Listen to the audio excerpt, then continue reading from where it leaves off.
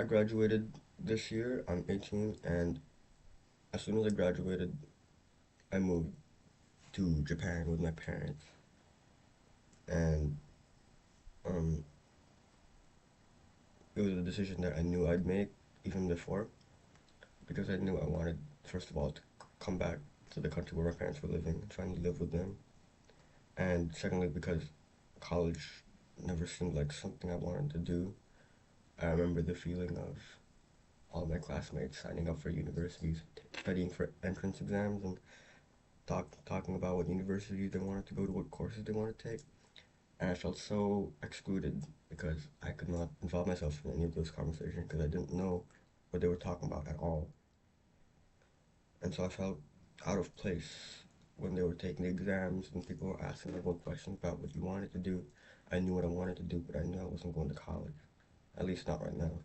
And just because everyone was doing it, I started thinking about where I'd want to go, and if I'm actually taking a break, I'm taking a gap year. I'm not going to college this year, but next year I might go there, which is still a possibility. Then I might. But the reason why I didn't go to college was because I wanted to pursue my dreams, and it's always been a justification of my dreams. I want to be a musician, I want to be a writer, and logically you don't need college for that. It's not like becoming a doctor or a lawyer where you need a degree. You don't need a degree to become an artist. And when you're pursuing a creative path, a creative job, you get different challenges that not a lot of people relate to, and I certainly don't know anyone who's created a self-sustaining, who's created a life out of just art. There's always you work at a 9 to 5 to sustain what you want to do creatively, and I think I've accepted that reality. I think I know that as soon as I go here, I'd have to start working just to get money to fund what I want to do. And I still surprise myself that I chose that over going to college, which is a much more secure thing. It's so secure to go to college, knowing that you'll graduate and you'll have opportunities right after graduating. And I didn't go there because I wanted to have a shortcut to go straight into the workforce or go straight into what I wanted to do. Because school has always felt like a restriction to me. I was always trying to escape school and escape schoolwork to do what I really wanted to do. And now that I don't have schoolwork, I can do it. But another thing that I realized as soon as I graduated was that now that I have all the freedom in the world, I have all time to myself, you indulge in like social media, watching movies and videos, doing the lazy, easy things that you can just waste away on.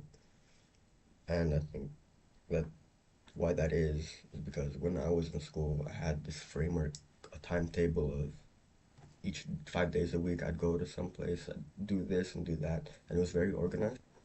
And so when you had that part organized, the rest of your day was yours, and obviously you'd want to spend that right. But now that I'm not in school anymore, I don't have that organized system, and I'm just free roaming the day and without a plan, without a schedule. Even if you have as much ambition in the world, I thought I was the most ambitious person ever because I'm making this big decision of not going to college and moving back to a country in a language where I can't even speak their language. And I'm doing all this because I want to chase my dreams. But I wake up in the morning and I need to push myself to do what I want. Most hours in my day are spent on my phone or doing things that aren't related to what I want to do. And I think I I think people make excuses. I've made excuses like, oh, it's writer's block. I'm not feeling it. But I've been facing the reality that it's not that easy, and ambition is just a very difficult thing that you have to do. And ever since I got my diploma and graduated, I've known that at this point, from this point onwards, I'm creating my own life. I don't have teachers. I don't have things like that to look forward to. I don't have a homework due next week. Next week, I don't know what's gonna happen. I need to create my own deadlines. I need to create my own things to look forward to in the future, goals and things like that. And I'm jumping in the cold water completely unprepared, and I think that's a good thing. part of me knows that what I'm doing is right because I've never felt any um, hesitation towards it. Obviously, a little bit, but there's nothing that ever put me off completely, or I've never felt to, a reason to steer in another direction than the path that I'm currently on. And another thing is that no one's ever told me not to do this. I've been lucky enough to have parents who support me in the sense that they don't mind that I'm not going to college. They're not forcing me or anything. They're not forcing me to work or not to work. And I think in the future I'll be so grateful for that, and I really am. But right now, it's all on me, and the weight is on me, and I'm realizing that I have to put so much work in for that. And I think that just what I'm doing right now, just naming it, is a good thing because that's the first way. You have to name the problem first, and I know what the problem is, and the problem is myself. And I'm gonna get to know myself in ways that I never thought that I could because I'm always alone. And I'm on my own ambition, I'm on my own journey, so I'm gonna go through a lot of things, you know. We all hear about the stories of famous people, how they got famous.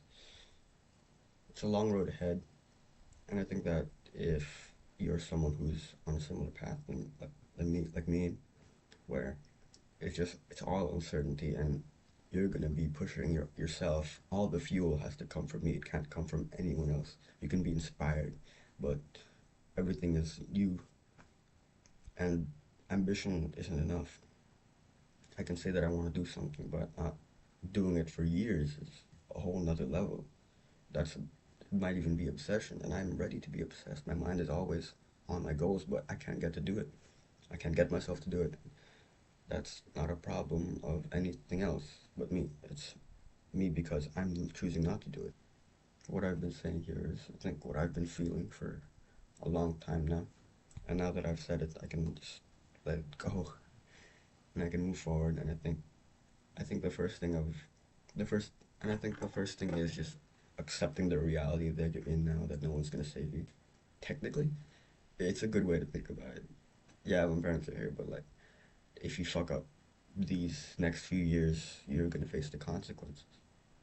And if I don't do it right now, then my whole life might suffer because of it. Because this is such an important thing for people our age, right?